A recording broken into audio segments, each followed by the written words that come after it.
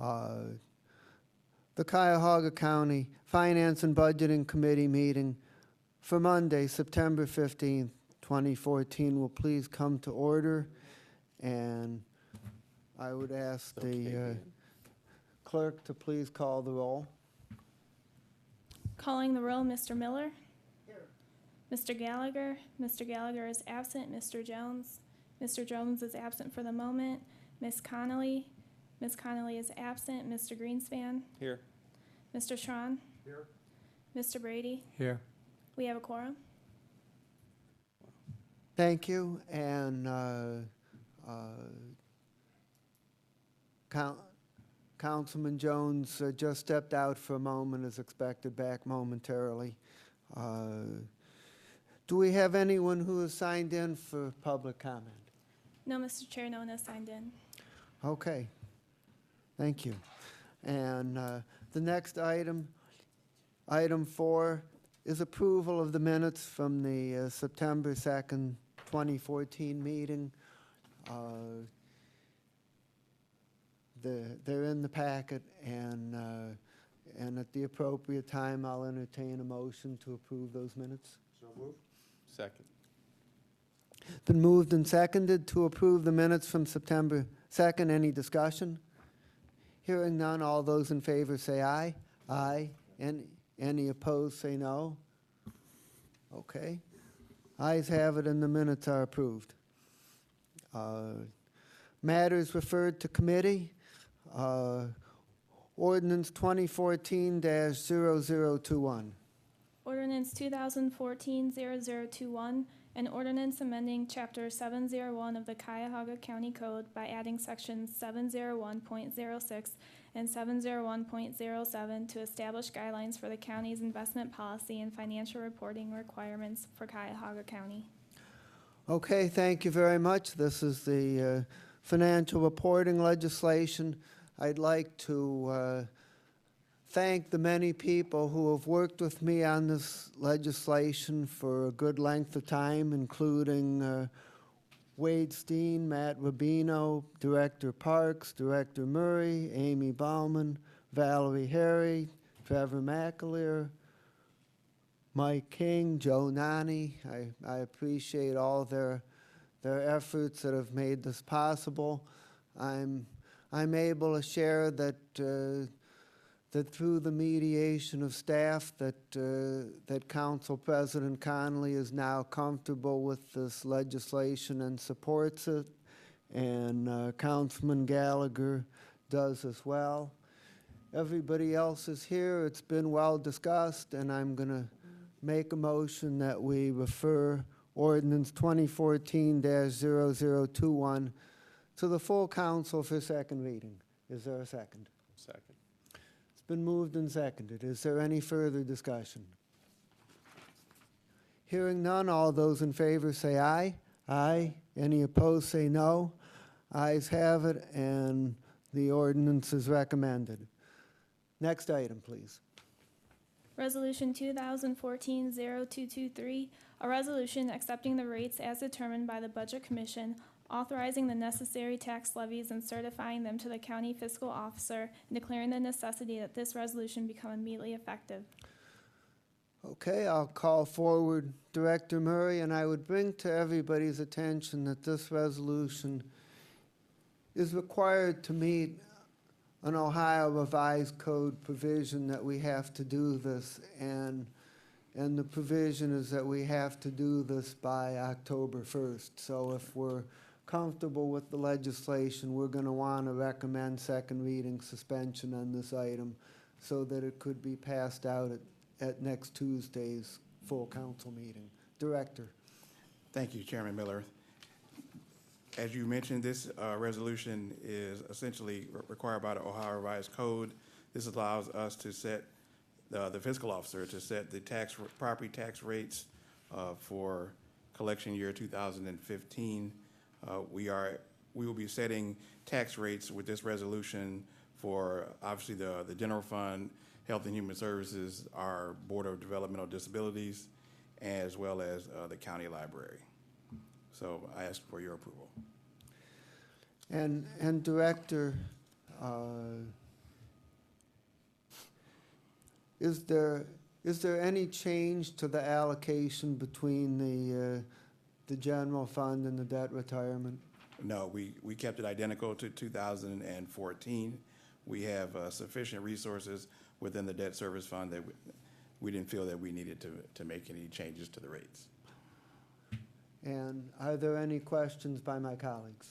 Just, Mr. Chair, Yes, Councilman Greenspan. nothing substantive to the resolution itself, but I think this is the third one we've adopted, and it seems they all come in, second reading suspension, but it's an annual activity. Why do we continue to get this information late?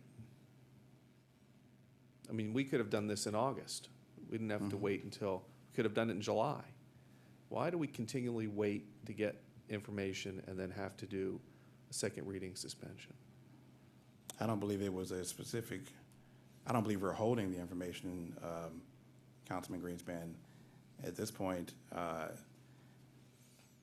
I've got a certain program of events that I know need to be done throughout the given year, and this is now up. This particular amendment is up, or resolution, I should say. And if we didn't pass it? Then we'd be in violation of the Ohio Revised Code. Now, what those particular implications are, I'd have to do a little research. Yeah, I mean, I'm not advocating that. I'm just, I mean, I'm just, you know, getting information late is a pattern, and especially something like this, where we know it comes up every year, shouldn't be a pattern. The pattern should be submitted in August, so it's passed by September, so we don't violate any October 1st deadlines. So it's more of a commentary, but it's a consistent theme, and hopefully next year it'll change. So maybe a recommendation is to back it up on your calendar, although I can't tell you what to do because you don't work for me, but I'm just getting a little tired of us consistently passing second reading suspension on routine items. Any other questions or comments on this resolution? If not, I'll make a motion that we recommend Resolution 2014-0223 to the full council with a recommendation that it be considered for passage under second reading suspension. It's been moved and seconded. Any further discussion? All those in favor say aye. Aye. Any opposed say no. Ayes have it, and it's recommended.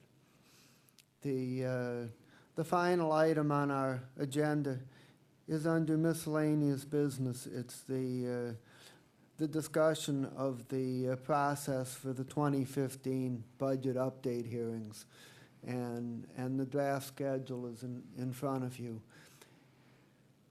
As you know, we passed a charter amendment which fully created a 2-year budget. That amendment being sponsored by Councilman Tron, and the impact of that is that we no longer have to have a full-blown budget process in the second year, but that we can do as much or as little as is needed.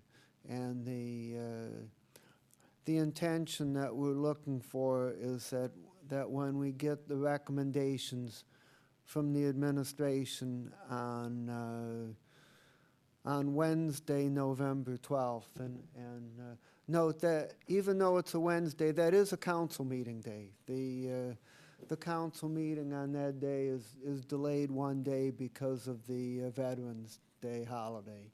So that's a regular council meeting. And then the following Monday, we would have the overview discussion of the third quarter results and the budget recommendations. And then the idea is that we would have a single day for departmental hearings. And at this early point, it's scheduled for all day, but as Trevor has pointed out, depending on how many departments we actually need to hear, it could be a half a day or it could be a day. And the idea is we'd only need to hear the departments that have significant changes, and we wouldn't need to hear everybody. Then hopefully on Monday, December 1st, which is a normal finance and budget time, we'd give that up and have committee of the whole at that time and pass the resolution with amendments, and then it would be passed under second reading suspension on December 9th at the council meeting. So that's the draft, and I would open it up to any questions or comments by any members of the committee. Mr. Chairman. Yes. Thank you. Well, first of all, let me say that I don't think it's possible that anybody could have done a more thorough job as chairman of the finance committee of this council than you. And if there is somebody out there, I'm not sure we want him.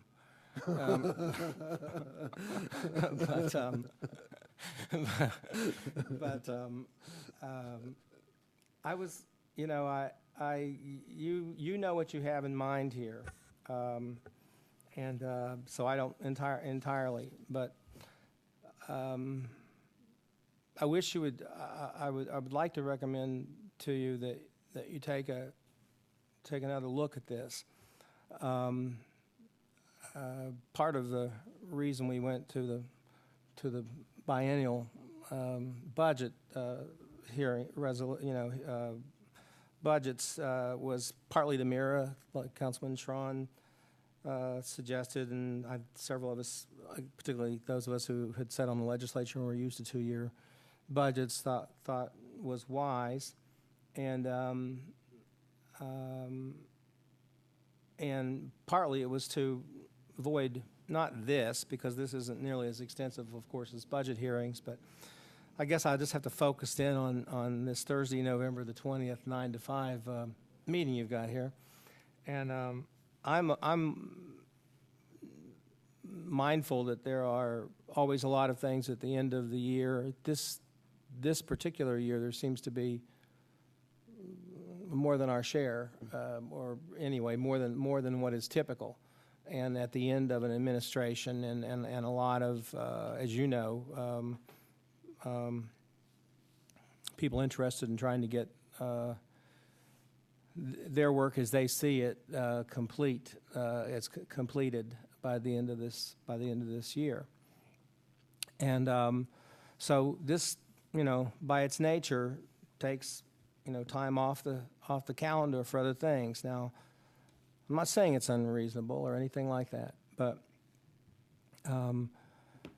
I'd like to really understand better why it would take us this many hours to have a review of this budget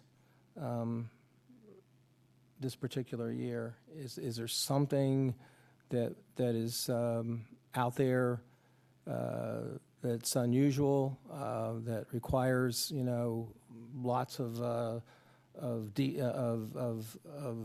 focus by the council, that's off track, or I mean, if it's just routine, I'm really not convinced it's the best way for a lot of us to be using our time, either public or private, and in particular, calling all the departments up to give a presentation at the end of an administration. I'm just not completely getting why this needs to be so thorough, Mr. Chairman, and I do say that with respect, because I know you're thorough, but this seems like a pretty heavy load unless we've got something really that I'm not aware of, staring us in the face that we need to know, and then maybe we just need an emergency meeting of the council or something to deal with it. I'm flexible. And is part of what you're saying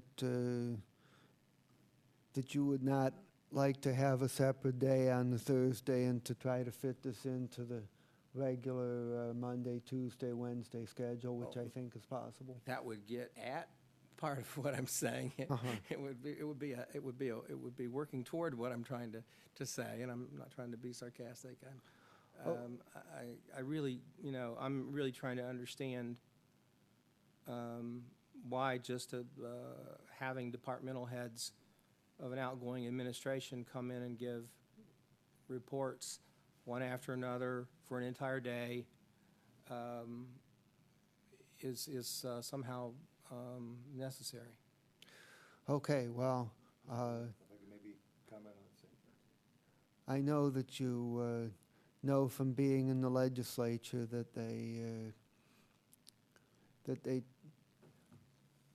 tended to schedule a little bit extra, saying that it's easier to peel something off than to add it on. And I did a little bit of that, but still, we can, my intent was not to finalize the schedule today, so, Right. yeah, so. But so as you know, I Mr. just Chairman, wanted input. one of the things about the legislature is that, when you have 99 members in the legislature and you have a finance committee that does this, so that the 99 members of the legislature don't meet and review the budget in this way. And but in our case, it's a committee of the whole, and so it's every single member of the council.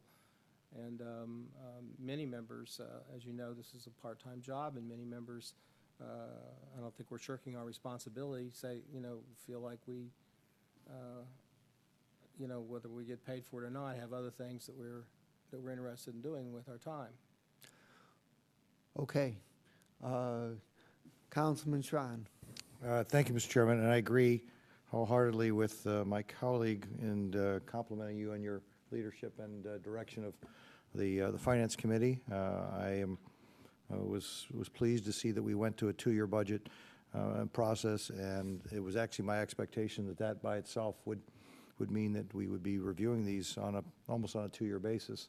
It was also my hope that we would be looking to the financial offices and all of our health and human services and looked at two-year contracts, because I was at a couple of different service providers, and they said, we thought when you went to the 2 years that we would not be getting one-year renewals. We thought, and I said, quite frankly, that the whole purpose of that is to get a lower price number from you. So don't be surprised, Mr. Vendor or Ms. Vendor, that we expect to get some benefit. But the benefit to you is that you're only going to be bidding once every 2 years also on these proposals.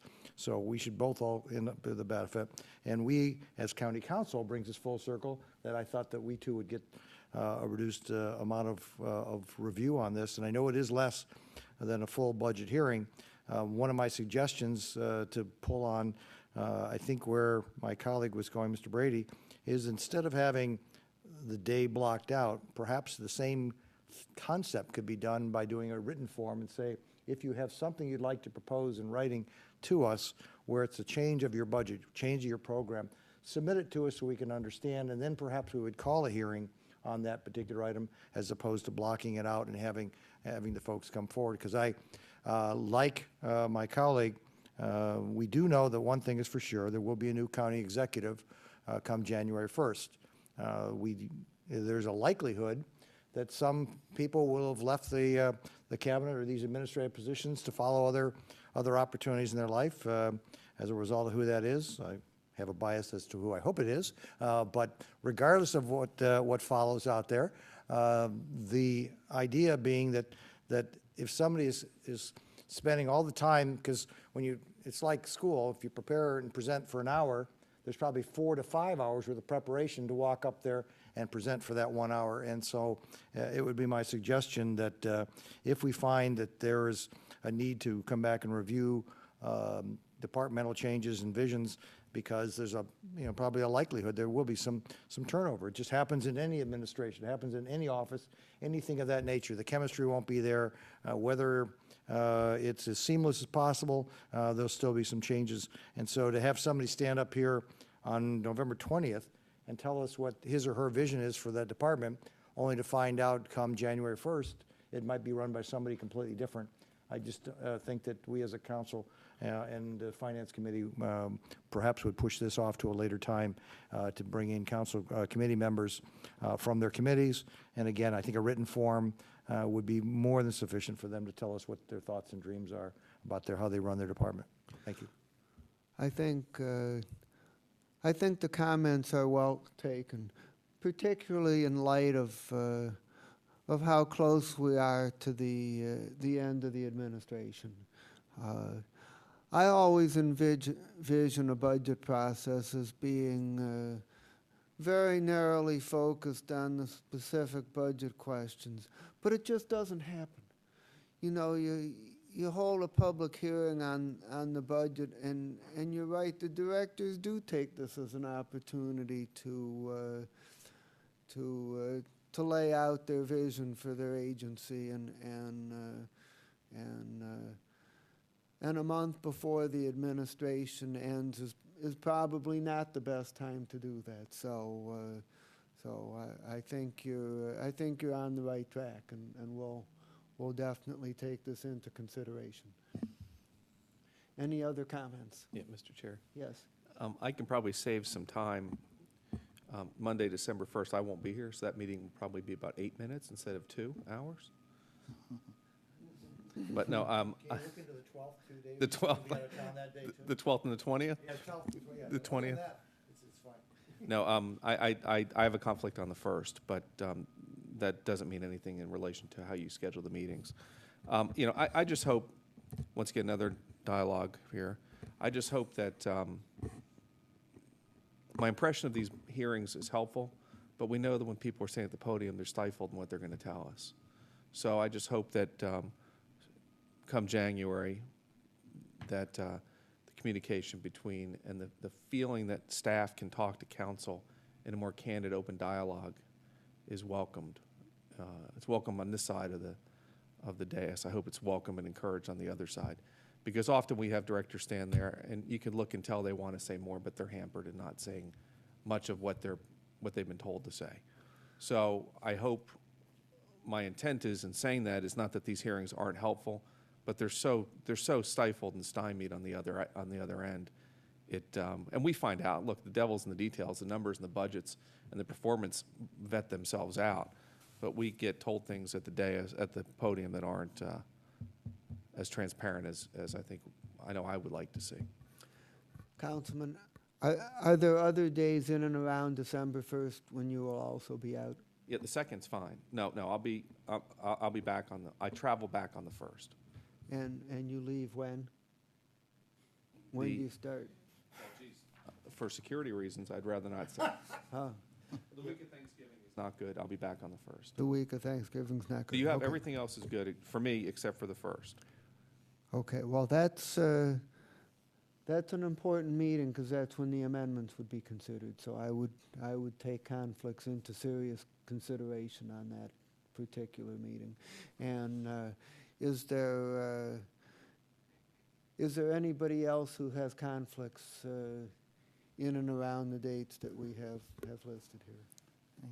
Councilman, Mr. Chair, I do have some conflicts.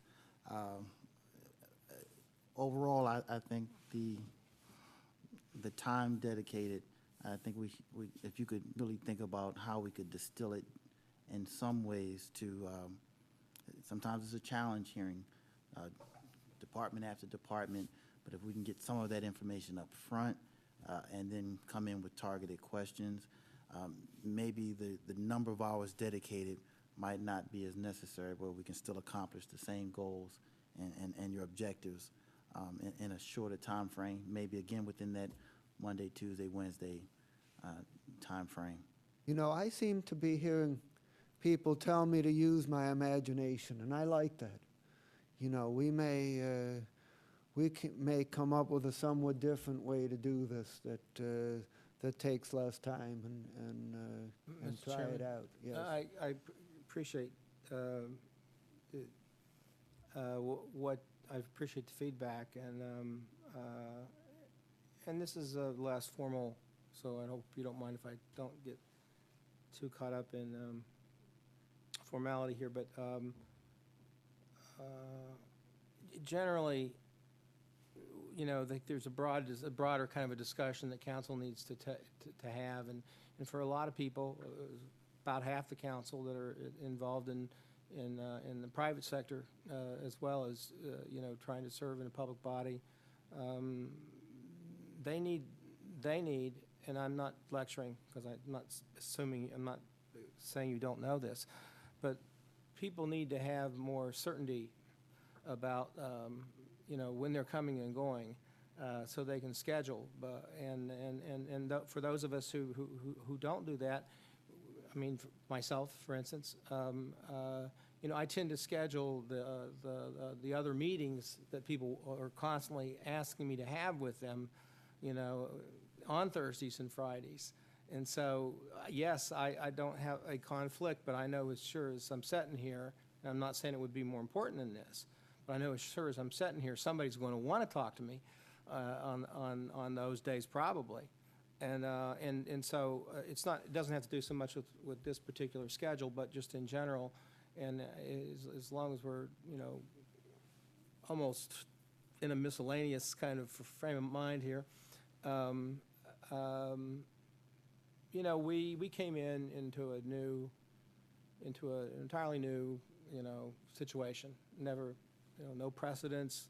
We made it up as we went along. I have to say I'm proud of what all the council has done in regard to, you know, really creating a county government. And that doesn't mean we did everything correctly, but I think we did a lot of good things. And I think that as anybody goes along in life, you know, you make corrections anyway, and that the council, all future councils will, you know, continue to do that. One of the things that we were not hampered by, but because of what had occurred in the county, there was a public demand for much more transparency in government than had occurred in the past, and certainly through these 8, 9, or however many committees we've had at any given point, there's been more oversight of county operations than any time in the history of county government in the last 3.5 years. Nothing coming close to this, and this is not a put down on all the wonderful people who served in public office over all the many years in Cuyahoga County, but the commissioners, you know, that was the way it was structured. They came in, people came up, most of the stuff was handled outside the public view, and so this is just there's at least 100 times more oversight than there was in the past by the commissioners, and so, you know, we've got nothing to be ashamed of in terms of all the time that's been put in, particularly I think in this first council under this first administration, but because there was such a call for transparency and a desire for transparency and a demand for transparency, we've really, you know, have really gone out of our way, and that's fine. I'm not saying that was wrong. In fact, I've learned a lot from that experience myself compared to my past experiences in government. But what we are lacking, or to some extent, although we talk to each other on a personal level, so it's not as if we don't. We feel like almost as if we can't even sit down as a council and have a good discussion about, you know, how we'd like to go about our business. I think that, you know, I'm not asking for a caucus, although I don't see why. So let's just take that word off the table because that's a poison word at this point. I know the bad side of caucuses. I was in them, you know, and not in the other ones, but I know the good side of it was that the people were able to have the time to have conversations about what they thought and how they thought we should do things and how they thought we should run things in a way that wasn't so formal and wasn't so public. I'm not saying keep the press out or anything like that. But, and I know people are, are going to be a little less uninhibited, when the press are in the room, but, you have to learn to live that way. But just in general, and I don't mean to get off subject too much, but, we seem to have the time. We're already here. I'd really like to see us, have a dialogue, and I would say probably, early next year,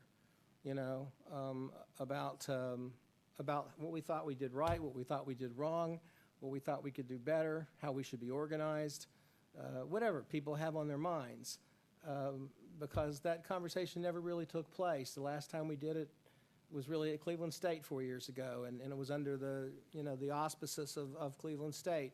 And that was a good thing, because most of us didn't even know each other, and at least it gave us the opportunity to get to know each other before we started trying to work together.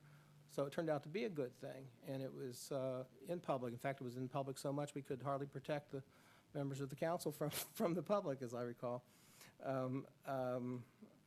Somebody forgot about providing security. So I guess I'm just saying that, I appreciate your candor and your flexibility, and, I think that, rather than just have,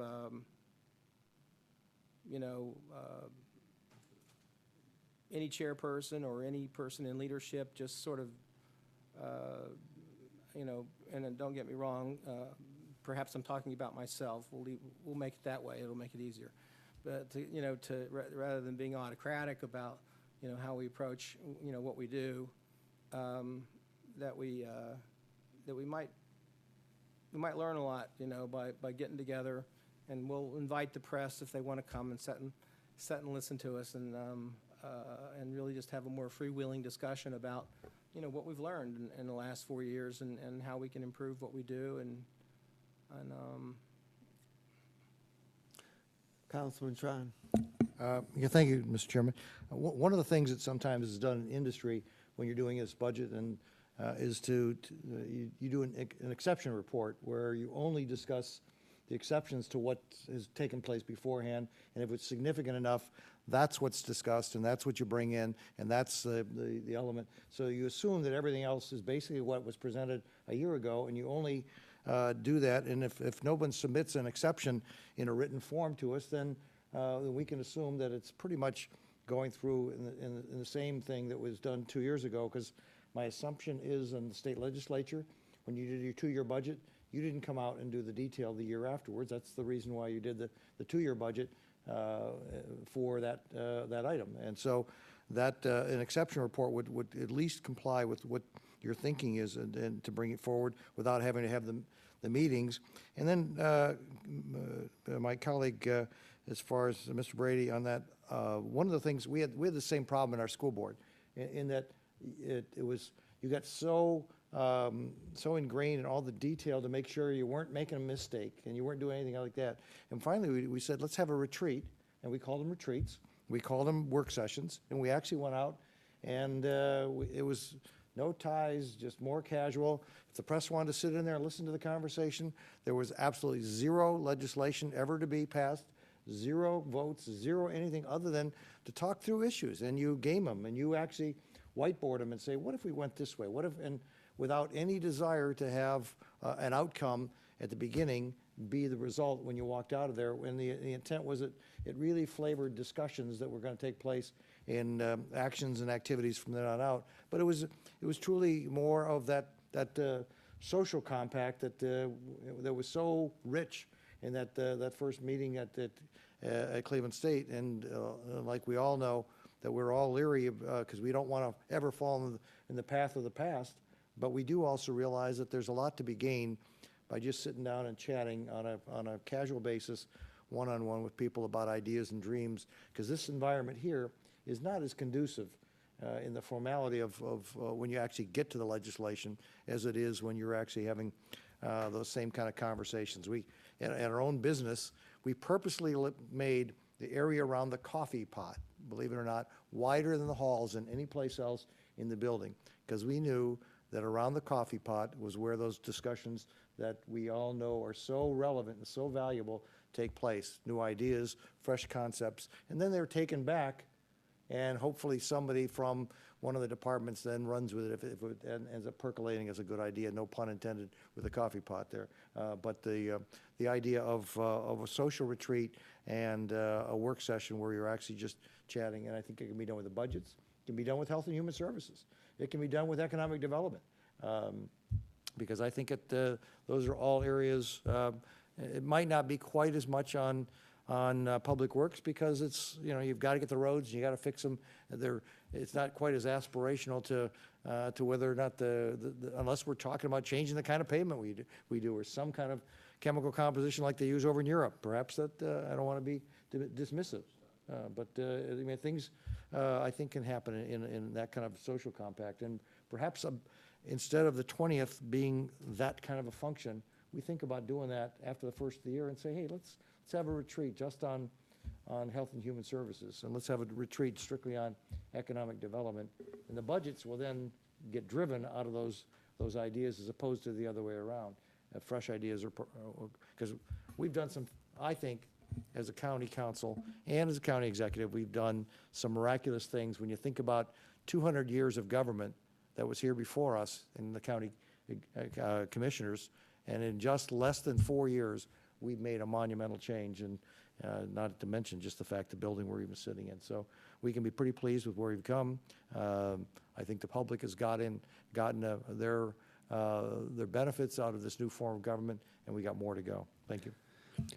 It was Councilman Greenspan who brought the concept of work sessions to us during the transition time, and I'm crediting you. It was incorporated into the rules, but I think the full potential of that concept has not really been realized yet, and I think there is a benefit to having more informal discussion, and I think there's ways of doing it, and having it be open and informal and productive, and not run afoul of any of the issues around public meetings. I think there's ways to do it, and it's something that we should think about going forward. I do think that sometimes not enough informal discussion naturally occurs. People tend to come in here for their formal meetings and then go on and go out and do their work in their district, and there's not as much spontaneous combustion as there should be. So yes, I'm totally with you. It's something we should think about and find ways to program in. But I also agree that the 2015 budget update is not the time and the place to do that. So we're gonna try to find some ways to streamline that process, as my colleagues have recommended, and we'll come up with that. Any other miscellaneous business? Has anybody signed in for public comment? No, Mr. Chair, no one has signed in. I move to adjourn. Is there a second? Second. All those in favor say aye. Aye. Opposed, nay. Thank you very much, everybody.